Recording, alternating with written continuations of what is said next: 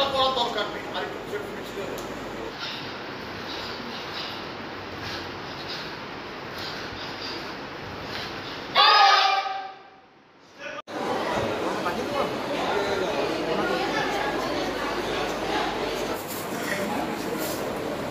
আমাদের আগামী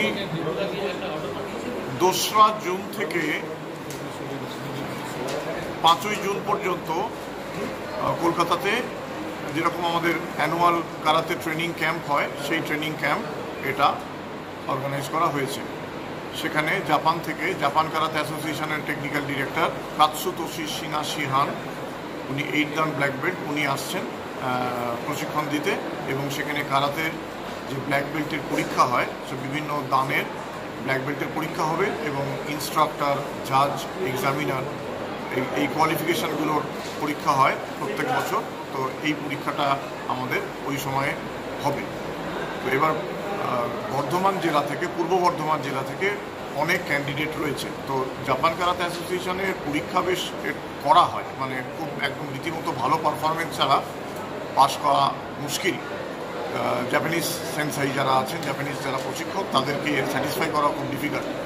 তো সেই কারণে আজকে এখানে যেটা হয়েছে, আজকে যারা যারা পরীক্ষার্থী তাদের একটা বিশেষ প্রশিক্ষণ দেওয়া হলো 2 ঘন্টা। ছোটো ছোটো যে জিনিসগুলো ত্রুটি বিচ্যুতি রয়েছে সেগুলো আমরা সবাই টিপস দিলাম, যেগুলো এগুলো ঠিক করো।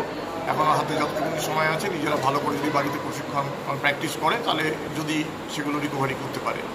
আর আজকে এখন যেটা হবে সেটা হচ্ছে যে একটা মক টেস্ট, মানে যেরকম মাধ্যমিক পরীক্ষার আগে একটা স্কুল থেকে টেস্ট পরীক্ষা নেয়, তো সেরকম আমরা একটা টেস্ট নিতে এসেছি এখানে।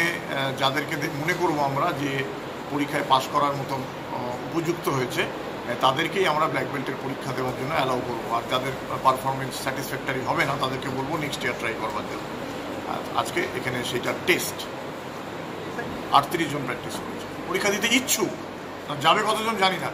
এখন আমরা টেস্ট নেব, টেস্ট নেওয়ার পরে যারা দেখবো যে পারফরমেন্স ভালো আছে, পরীক্ষা দিতে পারবে, তাদেরকে আমরা চয়েস করব। সারা তো খুব ভীষণ ভালো, কিন্তু ওদের যেটা এখনকার ছেলেমেয়েদের মধ্যে যত বেশি প্র্যাকটিস করা আমরা এক্সপেক্ট করি ভালো হওয়ার জন্য, সেইখানে ঘাটতি আছে।